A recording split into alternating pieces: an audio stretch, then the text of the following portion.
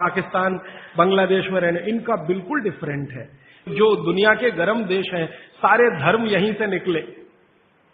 आपको मालूम है ईसाइयत यहीं से निकली, पूर्व से ही निकली। इस्लाम भी पूर्व से निकला। हमारा हिंदू धर्म जिसको सनातन मानते हैं, ये भी पूर्व से निकला। पश्चिम से कोई धर्म आज तक निकला ही नहीं। ईसाइयत निकलने का स्थान बेथलम है ना, बेथलम इजराइल, वो पूर्व में है। ईसाइयत के बाद इस्लाम के निकलने का स्थान वो भी वही है, बेथलम में। वो एक ही स्थान के लिए मर रहे हैं कि ये मेरा कि ये तेरा, और लड़ाई 60 साल से चल रही है। और वो 10 स्क्वायर फीट की जगह है बस। हाँ, 10 स्क्वायर फीट की जगह में 33 करोड़ मर गए, और छोड़ना नहीं चाहते। ये मैं ले लूं कि ये तू ले ले, ये फिलिस्तीन का कि ये इजराइल का। तो ये फिलिस्तीन और इजराइल यूरोप में नहीं है, एशिया में है, और एशिया दुनिया के पूर्व में है। तो सारे धर्म पूर्व से ही निकले हैं, क्योंकि पूर्व का डीएनए कुछ इस तरह का है। पश्चिम से धर्म निकला नहीं कोई, क्योंकि डीएनए दूसरे तरह का है। तो ये डीएनए का दोष है, हम धर्म को मानते हैं। इसलिए शायद जैन शास्त्रों में, जैन आचार्यों ने, जैन संतों ने इसको धर्म से जोड़ दिया। तो ये धर्म से जुड़ा हुआ विज्ञान की बात है। इसको विज्ञान से पहले समझकर धर्म में आप पालन करेंगे तो आपका विश्वास इस पर पक्का होगा। इसलिए ये 48 मिनट याद रखिए। सब माताएं बहनें और भाई याद रखें, भोजन पका तो 48 मिनट में हो ही जाना, खा ही लेना। इसलिए शायद पुरानी परंपरा हमारे देश में है, गरम खाना खाओ, माने वो 48 मिनट के पहले हो। गरम गरम रोटी बना के खिलाओ या गरम गरम रोटी खाओ। आपको शायद मालूम नहीं है, आप में से जो यूरोप और अमेरिका ज्यादा घूमते हैं वो इसका अंदाजा लगाएंगे कि गरम रोटी का महत्व क्या है। क्योंकि यूरोप में नहीं मिलती, अमेरिका में नहीं मिलती, दुनिया के 56 देशों में गरम रोटी नहीं मिलती, क्योंकि उसको बनाना नहीं जानता कोई। दुनिया की आबादी 600 करोड़ है। 600 करोड़ आबादी में 300 करोड़ महिलाएं, 300 करोड़ पुरुष अगर मान लें तो 300 करोड़ महिलाओं में लगभग 250 करोड़ महिलाएं नहीं जानती कि गरम रोटी कैसे बनती है। उनके पास गेहूं का आटा है, गेहूं का आटा भी है, क्योंकि यूरोप के कई देशों में गेहूं है। अमेरिका में गेहूं पैदा होता है, कनाडा में भी गेहूं पैदा होता है। गेहूं ठंडी की फसल है, तो ठंडे देशों में होता। तो गेहूं है, गेहूं का आटा भी है, रोटी बनाना नहीं आता। क्यों? कोई यूनिवर्सिटी नहीं है वहां जो सिखाए इसको, कोई कॉलेज नहीं है जो सिखाए इसको। तो यूनिवर्सिटी कॉलेज नहीं है, और कोई मां नहीं है जो अपनी बेटी को सिखाए, क्योंकि मां को नहीं आता तो बेटी को क्या सिखाए। और हजारों लाखों सालों से वहां ये चक्कर चल रहा है, रोटी बनाना नहीं आता। किसी यूरोपियन और अमेरिकन व्यक्ति के बारे में अभी एक छोटा सा किस्सा बताता हूं। थोड़े दिन पहले हमारे पास एक दंपत्ति आए फिनलैंड से, एक पति और एक पत्नी दोनों आए। उन्होंने कहा मुझे भारत का गांव देखना है, तो हमने एक गांव में भेज दिया। संयोग से जिस गांव में गए वहां शादी थी, तो हमने कहा उसमें भी आप शामिल हो जाइए, तो भारत क्या है आपको ज्यादा अच्छे से समझ में आएगा। तो वो शादी में जब शामिल हुए तो रोटियां बना रहे थे, कोई पूड़ी बना रहा है। तो गांव में तो आप जानते हैं ना, नौकर नहीं बनाते, सब गांव इकट्ठा होकर बनाता है। जिसके घर में शादी है उसके घर में दूसरे घर के लोग आ जाते हैं, दूसरे घर का चूल्हा बंद हो जाता है, सब एक ही घर में खाते हैं। तो सब महिलाएं बना रही थी। तो उस फिनिश दंपत्ति ने पूछा ये सब कितना पैसा लेंगी। तो उनको कहा ये पैसा वैसा नहीं लेने वाले। तो ये कैसे हो सकता है? तो हमने कहा ये है क्योंकि भारत कोऑपरेशन पे चलता है, कंपटीशन से नहीं चलता ये देश। हमारे समाज में कोऑपरेशन है, कंपटीशन नहीं है। तो फिर वो फिनिश दंपत्ति में जो महिला थी वो सबसे ज्यादा इस बात को परेशान थी लेकर कि ये रोटी एकदम गोल बन रही है, 100% गोल। उसकी जिंदगी में ये कल्पना नहीं है कि 100% गोल चीज कोई हाथ से बन सकती है।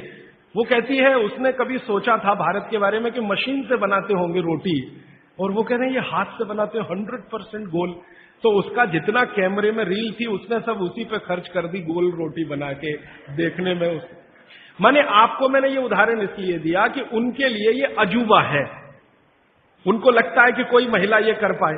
और मैंने जब वो जा रहे थे तो पूछा आपको भारत में कौन सी चीज सबसे अच्छी, तो उनका ये जो रोटी है गोल, ये सबसे महत्वपूर्ण वस्तु है जिसकी वैल्यू हमारे लिए सबसे ज्यादा है, क्योंकि हम जानते नहीं ये कैसे बनती है। और आपके घर में हर माँ बहन इसको बना सकती है, 10-12 साल की बहन भी आसानी से बना सकती है। इसका मतलब है कि रोटी ताजा और गर्म ये भारत में ही संभव है, दुनिया के दूसरे देशों को नसीब नहीं है। तो आप समझ लीजिए कि आपके पास कितनी वैल्यूएबल चीज है गरम रोटी, और उसको आप छोड़कर ठंडी करके खाएं तो ये आपका दुर्भाग्य है, सौभाग्य नहीं। तो रोटी को गरम गरम ही खाएं, गरम गरम ही खिलाएं। यूरोप में कोई किसी को खिलाता नहीं, क्योंकि कोई बनाता नहीं और जानते भी नहीं। वहां तो बेचारे 3-3 महीने पुरानी रोटी खाते हैं, जिसको डबल रोटी कहते हैं, पाव रोटी कहते हैं। मैंने एक सिंपल कैलकुलेशन किया था कि पाव रोटी बनने के बाद और खाने तक 90 दिन निकल जाते अमेरिका और यूरोप में। पता है क्या कि गेहूं हर जगह होता नहीं, कुछ जगह होता, तो गेहूं बड़े बड़े ट्रक में भर के वहां तक जाता है जहां गेहूं को पीसने वाली चक्कियां लगी हुई हैं, फ्लोर मिल्स, वहां उनका आटा बनता है। फिर वो आटा ट्रक में भर भर के फिर वहां जाता है, फिर जाकर उससे डबल रोटी बनती है, फिर वो वहां से बनकर कहीं और जाती है, फिर ऐसी चक्कर में 90 दिन निकल जाते हैं।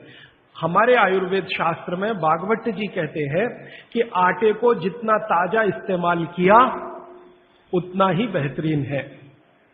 आटे के बारे में वो कहते हैं जितना ताजा इस्तेमाल किया उतना ही बेहतरीन है।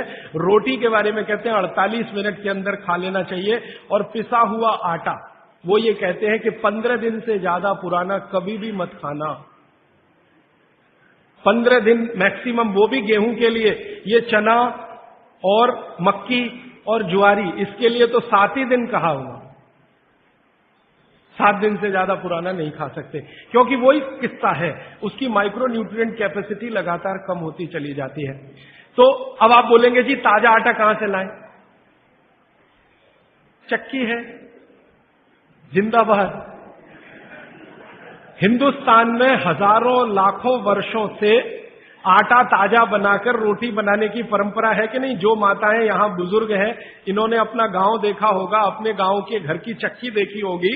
ये चक्की पे मैंने थोड़ा रिसर्च किया कि ये क्या अद्भुत चीज बनाई है हमारे ऋषि मुनियों ने।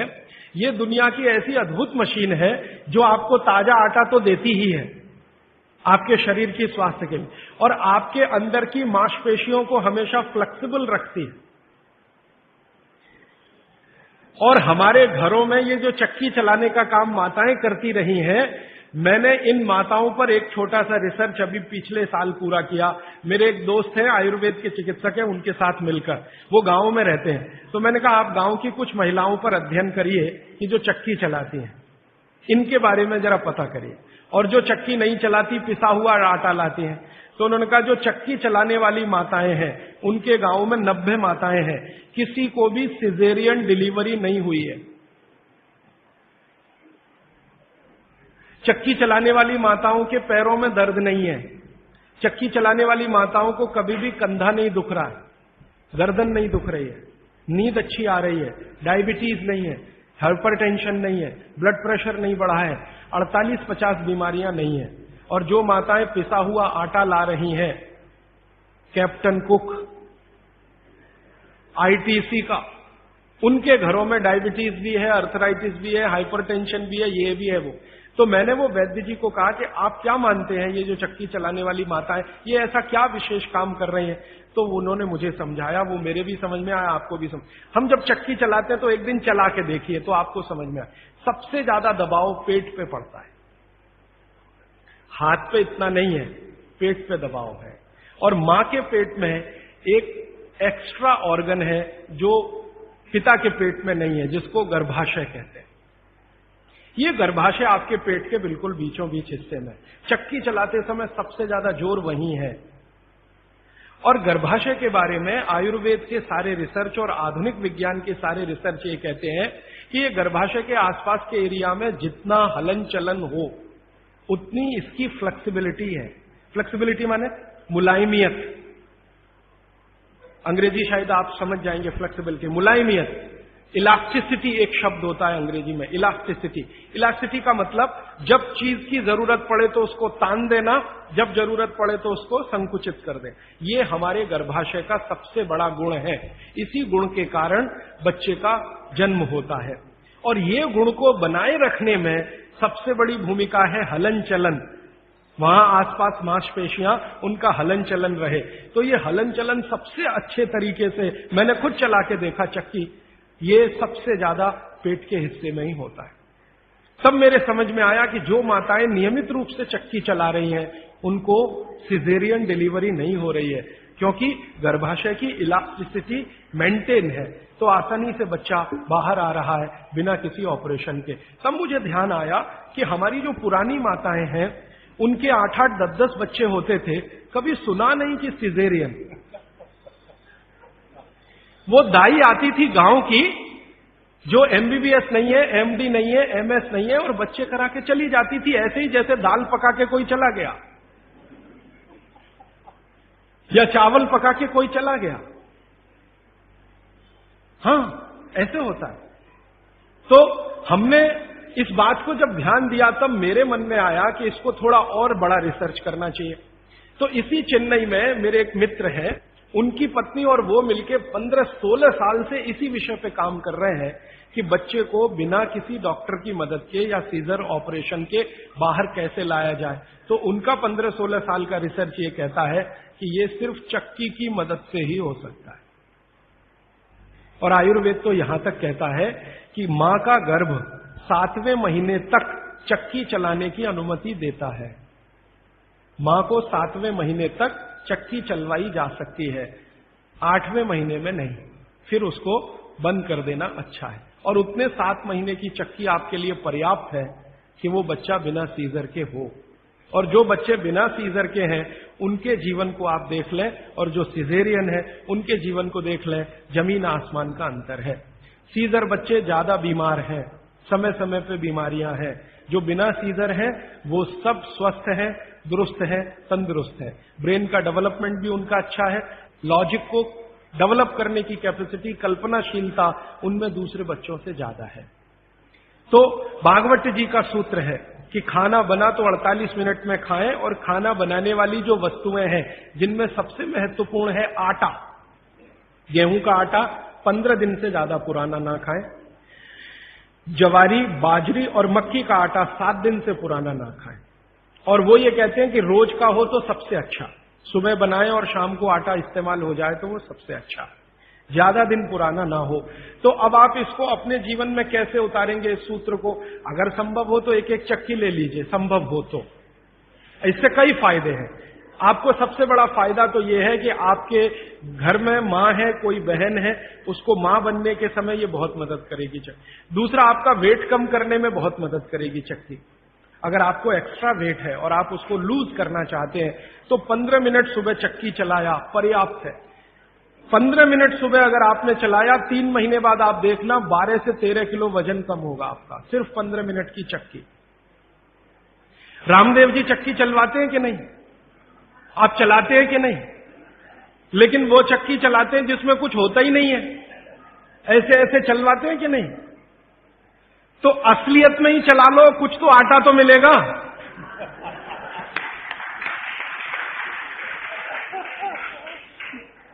कम से कम आटा तो निकलेगा, बाई प्रोडक्ट। यहां तो कुछ निकल ही नहीं रहा है, बस ऐसे ऐसे चल रहा है।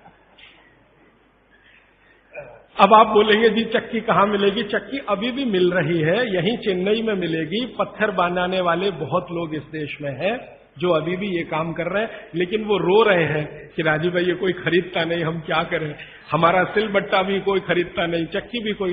तो मैंने संकल्प लिया है कि मैं बिकवाऊंगा आपकी चक्की। हाँ, और मैं उनका फोकट का मार्केटिंग मैनेजर हूं। वो मुझे कुछ एक पैसा नहीं देते, लेकिन मैं उनके लिए मार्केट बनाने के काम में लगा हुआ हूं। ये मार्केट बनाने में भागवत जी की बड़ी मदद मिल रही है।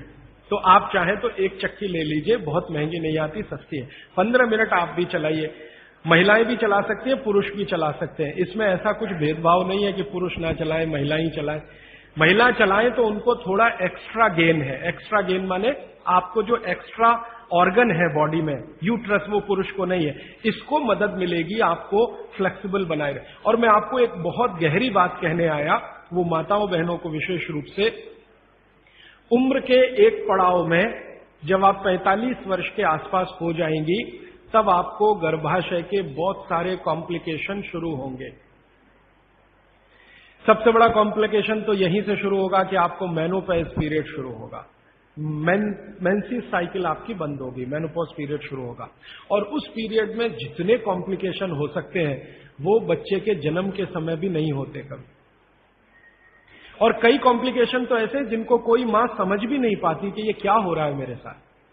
अचानक से पसीना आएगा, पूरा शरीर पसीने से भर जाएगा, फिर थोड़ी देर में ठंड लगना शुरू हो जाएगी, फिर थोड़ी देर में तमतमा जाएगा चेहरा, एकदम गर्मी, फ्लैशेज। समझ में नहीं आता किसी मां को कि अभी थोड़ी देर पहले पसीना था, अभी इतनी गर्मी आ गई और अभी इतनी ठंडी लगने लगी। इतने वेरिएशन होते हैं, मिनट मिनट में वेरिएशन होते हैं। मन आपका इतना डिप्रेशन में चला जाएगा, इतना अवसाद में चला जाएगा कि दुनिया बिल्कुल बेकार है, इसमें क्या करना जिंदा रह के। ये डिप्रेशन, तनाव मन में होगा, अवसाद मन में होगा, और ऐसे ऐसे कॉम्प्लिकेशंस बनते जाएंगे। कारण उसका एक ही है कि कुछ हार्मोन्स आपके शरीर में बनना बंद हो जाएंगे, वो आपके लिए बहुत जरूरी है। अब हार्मोन्स बनेंगे ही नहीं तो फिर मुश्किलें ये सब आती हैं। तो भगवान की व्यवस्था ऐसी है, 45-50 साल की उम्र में हर मां को दूसरा जन्म लेना पड़ता है, ऐसा कहा जाता है। तो ये जो दूसरे जन्म की समस्याएं हैं, इनको जिंदगी में खत्म तो नहीं किया जा सकता, लेकिन भागवत जी कहते हैं कि इनको कंट्रोल करके रखा जा सकता है। अब मैं तीसरे सूत्र पे आ रहा हूं। तीसरा सूत्र विशेष रूप से माताओं बहनों के लिए वो कह रहे हैं कि माताओं और बहनों की मासिक धर्म बंद होने के बाद की जो अवस्था है, इसमें परमानेंट कोई क्योर नहीं है, क्योंकि जो हार्मोन बनना बंद हो गए वो तो हो ही गए, उनको बाहर से भी नहीं डाला जा सकता। लेकिन भागवत जी ये कहते हैं कि उसको कंट्रोल करके रखा जा सकता है। तो वो कहते हैं कि कंट्रोल करके रखने में मां के रसोई घर के जो उपकरण हैं, उपकरण, इंस्ट्रूमेंट्स, इनकी मदद आप ले सकते हैं। तो रसोई घर का उपकरण सबसे अच्छा मैंने कहा चक्की, इसकी मदद ले सकते हैं। और दूसरा एक उपकरण और है रसोई घर में, सिलबट्टा, मसाला पीसने वाला जो सिलबट्टा है ना, ये दूसरा बड़ा उपकरण। अगर मैंने सिलबट्टा चला के देखा तो इस सिलबट्टे को चलाने में भी सबसे ज्यादा जोर पेट पे ही आता है, चक्की चलाने में भी सबसे ज्यादा जोर पेट पे आ रहा है। तो ऋषि मुनियों ने ये चक्की का आविष्कार जब किया होगा और सिलबट्टे का आविष्कार किया होगा तो किसी मां को ध्यान में रखकर ही किया होगा, ये पक्का है। अब नियमित रूप से आप सिलबट्टा चला रहे हैं और चक्की चला रहे हैं तो यूट्रस के आसपास की जो मांसपेशियां हैं वो हमेशा नरम और मुलायम रहने ही वाली है। तो आपकी जिंदगी के कॉम्प्लिकेशन 45 साल के बाद कम रहने ही वाले हैं। आप उनको दवा खा खा के कम करें तो दवाओं के साइड इफेक्ट्स हैं, ज्यादा दवाओं के साइड इफेक्ट है कि मोटापा बढ़ेगा। एक HRT टेक्निक है, हार्मोन रिप्लेसमेंट थेरेपी, ज्यादातर माताएं उसमें जाती हैं 45-50 साल की उम्र में, हाथ जोड़कर विनती है कि कभी न जाएं। और अगर आप गए उसमें तो आपके वजन को कोई भी दुनिया का भगवान नहीं बचा सकता बढ़ने से, बढ़ेगा ही। क्योंकि हार्मोन रिप्लेसमेंट थेरेपी में जो मेडिसिन है वो सब मेद बढ़ाने वाली है, मेद माने शरीर में एक्स्ट्रा वेट बढ़ाने वाली। तो आप अगर HRT से बचना चाहते हैं और दवा नहीं खाना चाहते हैं तो 15 मिनट की चलाइए ना सवेरे सवेरे चक्की। 15 मिनट से ज्यादा जरूरत नहीं है। 15 मिनट में जितना गेहूं पिस गया, जितना चना दाल पिस गया, अच्छा है। फिर आप बोलेंगे हमारे यहां तो 1-1 घंटे चलाते थे। वहां उस समय शायद लोगों का शरीर भी इतना मजबूत था, तंदुरुस्ती भी इतनी अच्छी थी, घी दूध भी अच्छा खाने को मिलता था, तो वो 1-1, 2-2 घंटे चला सकते थे। आज के समय को ध्यान में रखते हुए 15 से 20 मिनट भी आपने चलाया, या तो सिलबट्टा या तो चक्की, तो जिंदगी आपकी एकदम सुरक्षित और निरोगी रहने वाली है। तो विज्ञान के साथ रसोई सबसे ज्यादा इस देश में जुड़ा हुआ है। तो 3 सूत्र अभी तक मैंने आपको भागवत जी के बता दिए। और इन 3 सूत्रों में एक छोटी सी जानकारी और कि आप पुरुष भी चाहें तो जिनको पेट अगर बढ़ा हुआ है और आप चाहते हैं कि ये कम हो तो आप भी 15 मिनट चक्की चला सकते हैं सुबह सुबह। आप भी चाहें तो सिलबट्टे पे चटनी बना सकते हैं। अगर आपने भी चक्की चलाई और सिलबट्टे पे चटनी बनाई तो आपकी चटनी तो बनेगी ही और आटा तो पिसेगा ही, आपका जो पेट है ये अंदर चला जाएगा, जो आपको किसी भी जिम्नेजियम की मदद से नहीं जाएगा। मैं आपको इस बात की गारंटी देता हूं, स्टाम्प पेपर पर आप लिखवा लीजिए मुझसे, 1000 रुपए का हो या लाख रुपए का स्टाम्प पेपर, दुनिया का हर एक डॉक्टर इस बात से सहमत है, वो बोलता नहीं, बात अलग है, कि जिम्नेजियम में जाकर कभी भी किसी का पेट अंदर जाता नहीं, और थोड़े दिन के लिए गया और आपने जाना बंद किया तो ज्यादा बाहर आता है। क्योंकि जिम्नेजियम की जो एक्सरसाइजेज है और वहां जो एक्सरसाइजर रखा है मशीन, वो आपसे मेल नहीं खाती। आप पता है क्या मेल नहीं खाती? जिम्नेजियम की सभी मशीनें ज्यादा स्पीड वाली हैं और चक्की और सिलबट्टा ये स्पीड कम है, धीरे धीरे धीरे धीरे। हमारी जो तासीर है वो कम स्पीड वाले उपकरणों के साथ ज्यादा है, क्योंकि हम गर्म देश में रहते हैं। गर्म देश के लोगों में आप जानते हैं स्वाभाविक रूप से वायु का प्रकोप ज्यादा होता है शरीर में। ये कल मैं और इस विस्तार से बात करूंगा। वायु माने वात, पित्त और कफ शरीर में तीनों है। गर्म देश के लोगों में वायु का प्रकोप स्वाभाविक रूप से ज्यादा होता है।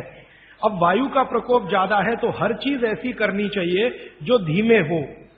ज्यादा तेज करेंगे तो वायु और बढ़ेगी। इसलिए भारत में यह कहा गया है कि डांस करना है तो धीमे धीमे करो।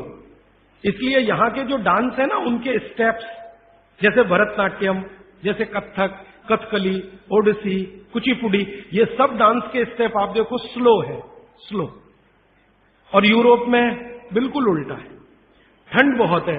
ज्यादा ठंड के देशों में क्या होगा कि वायु बिल्कुल उल्टी स्थिति में होती है, बहुत ही कम होती है शरीर, और पित्त और कफ बहुत बढ़े हुए होते हैं। तो वायु बढ़ानी है उनको, पित्त और कफ को समान रखने के लिए, तो हर चीज वो फास्ट करेंगे।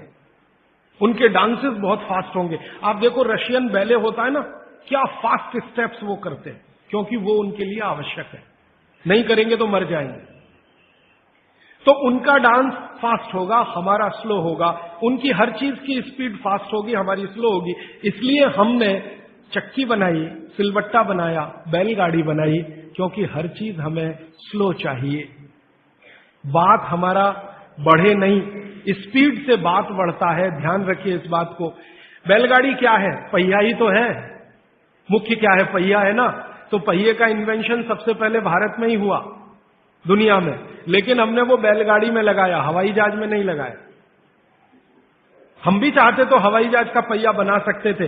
जिसने सबसे पहला पहिया बनाया दुनिया में, वो हवाई जहाज का भी बना सकता था, लेकिन जरूरत नहीं अपने को जरूरत बैलगाड़ी की ही है, क्योंकि ये स्लो है। स्लो इसलिए कि बैल जो खींच रहा है उसके शरीर को वायु का प्रकोप ना बढ़े।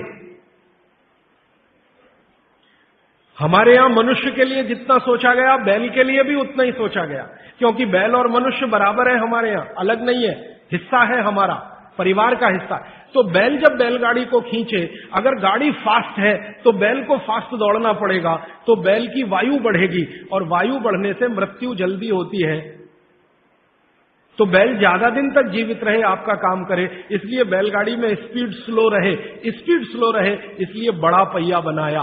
पहिया जितना बड़ा होगा स्पीड उतनी स्लो होगी, पहिया जितना छोटा होगा स्पीड उतनी ज्यादा होगी। नंबर ऑफ रोटेशंस होंगे ना पर मिनट, जिसको आप RPM, रोटेशंस पर मिनट, जितने ज्यादा होंगे स्पीड उतनी होगी। तो रोटेशन ज्यादा करने के लिए छोटे पहिए ही चाहिए, इसलिए हवाई जहाज में छोटे पहिए हैं। हमको स्पीड ज्यादा करनी ही नहीं है, क्योंकि वात बढ़ाना नहीं है अपने शरीर का, इसलिए हमने बैलगाड़ी का बड़ा पहिया बनाया। अब हमने बैलगाड़ी बनाई तो पिछड़े नहीं है, और उन्होंने हवाई जहाज का पहिया बनाया तो अगड़े नहीं है। उन्होंने अपनी मजबूरी का समाधान करने के लिए बनाया, हमने हमारी मजबूरी का समाधान करने के लिए बनाया। वो जो कहते हैं ना, invention is the mother of necessity. हमारी जरूरत थी कि वात हम कम रखें अपने शरीर में और जानवरों के शरीर में, क्योंकि गर्म देशों में वात वैसे ही बहुत बढ़ता है। तो इसको कम रखने के लिए इसलिए सिलबट्टा है, धीरे धीरे चलता है। और वो जो आपके घर में है मसाला पीसने वाली मशीन, मिक्सी, एकदम फास्ट, ये यूरोप के लिए है, आपके लिए नहीं है। हमारा तो वो धीरे धीरे वाला ही अच्छा है। चक्की धीरे धीरे चलती है। यूरोप से आई हुई चक्की बिजली की जो है ना, एकदम फास्ट चलती है। अब मैं जो एक बात कहना चाहता हूं, जो 4 साल से 5 साल से हम कर रहे हैं, हमारा एक केंद्र है, वहां हम चक्की चलाते हैं, उसका नाम है स्वानंद। हमारे सभी केंद्रों का नाम स्वानंद है, हमारा ब्रांड नेम स्वानंद। तो उस केंद्र में हम चक्की चलाते हैं। चक्की चलाकर गेहूं का आटा बनाते हैं, जवारी का आटा और बाजरी का आटा, सब तरह के आटे। और वो आटा के 100 परिवार 125 परिवार के लोग नियमित रूप से लेके जाते हैं और खाते हैं। वो 100-125 परिवारों का सारा डाटाबेस हमने बनाया है। अब वो 100-125 परिवारों को 4 साल चक्की का आटा खिला खिला के हम पूछते रहते हैं, भाई क्या हो रहा है? तो कहते हैं एसिडिटी खत्म हो गई। और क्या हो रहा है? कहते हैं जी घुटने का दर्द कम हो गया। और क्या हो रहा है? नींद अच्छी आ रही है। और क्या हो रहा है? पित्त की बीमारियां कम हो गई हैं। और क्या हो रहा है? वो कहते हैं जी ब्लड प्रेशर भी कम हो रहा है। तो ऐसी 28-30 बीमारियों पर हमारी नजर है, और 4 साल में हर बीमारी के बारे में वो कह रहे हैं कम हो रही है, कम हो रही है, कम। मैंने कहा कुछ बढ़ रहा है? तो उन्होंने कहा आनंद बढ़ रहा है, सुख बढ़ रहा है, खुशी बढ़ रही है। क्या? बस वो चक्की का आटा खा रहे हैं और कुछ नहीं। फिर मैंने कहा कि आप माताएं जो लेके जाती हैं आटा, मैं पूछा आप बताओ जी आपका ऑब्जर्वेशन क्या है? तो उन्होंने कहा ये जो चक्की का आटा, इसकी रोटी इतनी नरम होती है, और वो जो बाजार का आटा लाते हैं उसकी रोटी थोड़ी ही देर में कड़क होती है। और वो कहते हैं कि हमारे घर के लोग जब से ये चक्की का आटा आया 2 रोटी ज्यादा भी खाते हैं तो शिकायत नहीं करते, और ये बाजार के आटे की 1 रोटी भी ज्यादा खाई तो पेट में गैस बनना शुरू हो जाती है। माताएं ये कहती हैं। माताएं कहती हैं बच्चे भी उनकी रोटी पसंद से खाते हैं, घर के लोग भी अच्छे से खाते हैं।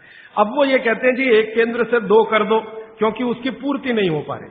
एक केंद्र 100 घरों का ही आटा बना पाता है रोज, क्योंकि 15-20 महिलाएं वहां चक्की चलाती हैं। हम दूसरा बनाने की सोच रहे हैं, तीसरा बनाने की सोच रहे हैं। फिर एक दिन मैंने सोचा कि ये रास्ता तो गड़बड़ है।